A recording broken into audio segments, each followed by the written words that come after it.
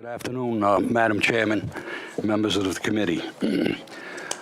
What I had passed out by your clerk was a copy of a license, and I noticed that one of your committee members, Senator Lombardi, said it has to be fake. Well, it's an example of what was passed April 18, 2018 in the state of Colorado, which passed the driver's licensing bill.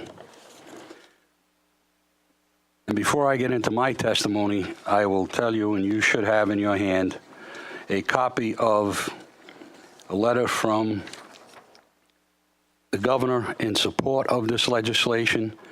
You should have a letter from the Department of Motor Vehicles in support of this legislation. And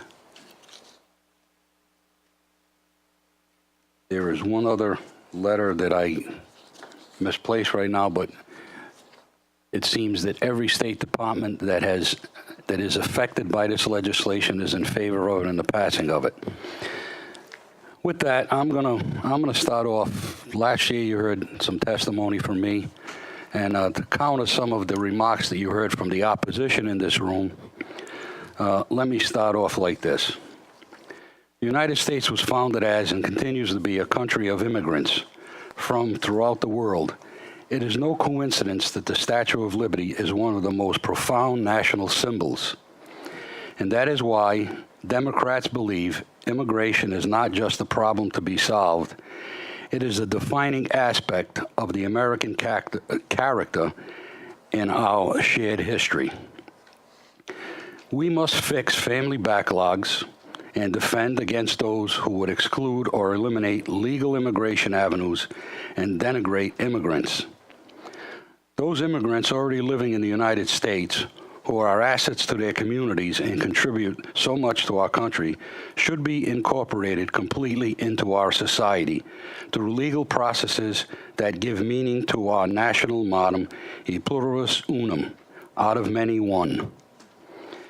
And while we continue to fight for comprehensive immigration reform, we will defend and implement President Obama's Deferred Action for Childhood Arrivals and the Deferred Action for Parents of Americans, executive actions to help dreamers, parents of citizens, and lawful permanent residents avoid deportation. We will build on these actions to provide relief for others, such as parents of dreamers. More than 11 million people are living in the shadows without proper documentation. The immigration bureaucracy is full of backlogs as a result, and U.S. citizens waiting for decades to be reunited with their families, and green card holders waiting for years to be reunited with their spouses and minor children. For your information, the national average for a case of immigration is 700 days, and that was as of April 10th. There are approximately 700,000 cases pending. So you figure out how long it's going to take. The current quota system discriminates against certain immigrants, including immigrants of color, and needs to be reformed in the realities of the 21st century. And these are real questions about our detention and deportation policy that must be addressed. The reason I read this to you, as I look around, with the exception of Senator G., the aforementioned, which I just read, is part of the National Democratic Platform, which the majority of you are Democrats. I ask, are we Americans who believe in helping the less fortunate? Is it not what our country was founded upon? We have the ability to right this wrong and make hard decisions. Immigration is a divisive topic. People passionately debate the pros and cons of immigration reform.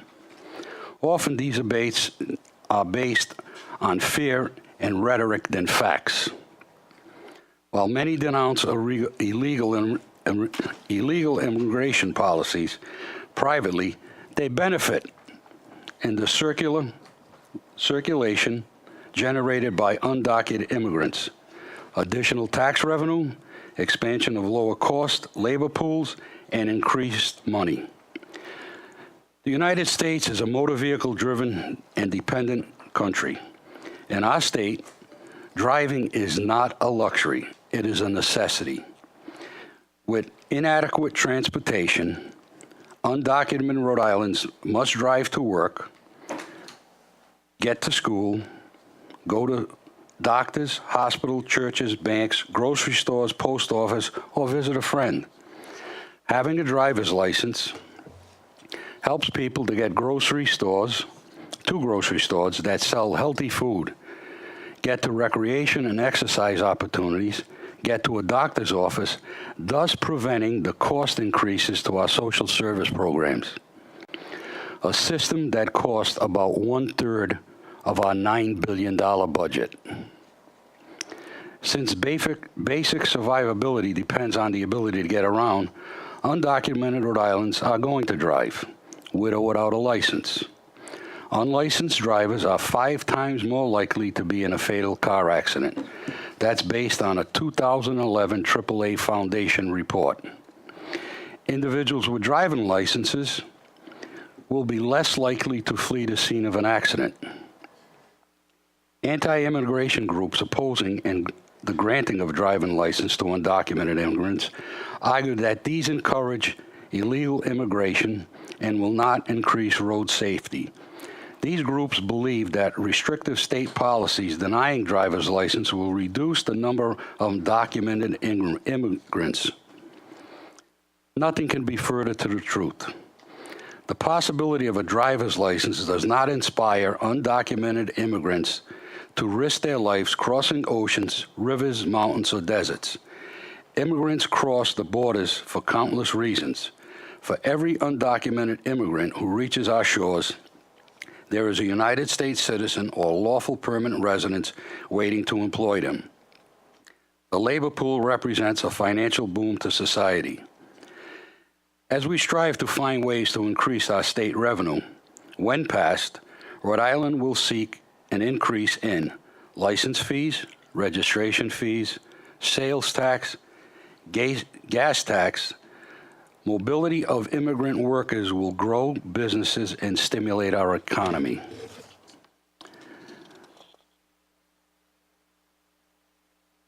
Contrary to what you heard from Mr. Gorman and anyone else in opposition, let me look at it this way, and let me let you hear.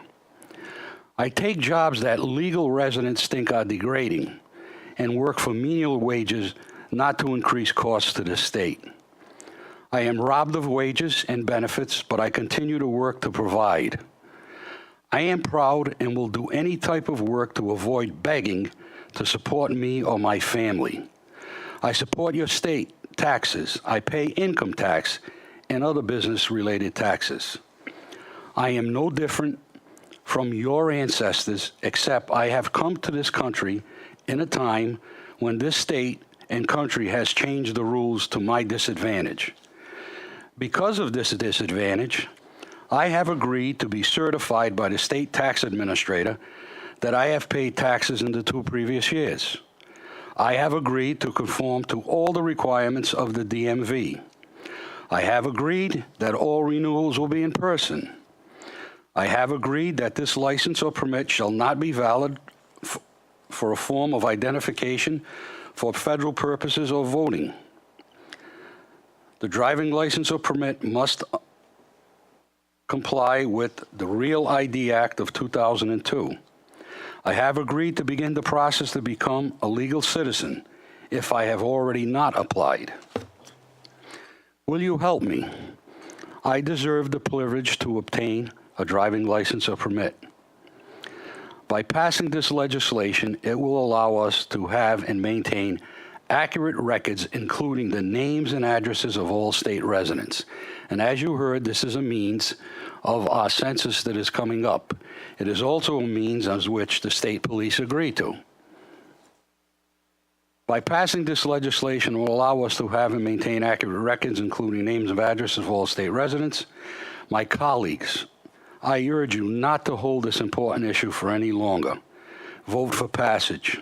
I leave you with this, and You heard a lot of this from Senator Metz, and I'm not like Senator Metz, but I'm going to leave you with this. The words hope on our seal were probably inspired by the biblical phrase, we hope we have as an anchor of the soul contained in Hebrews, chapter 6, verses 18 and 19, printed in the Rhode Island Historical Society from Howard M. Chapin in 1930.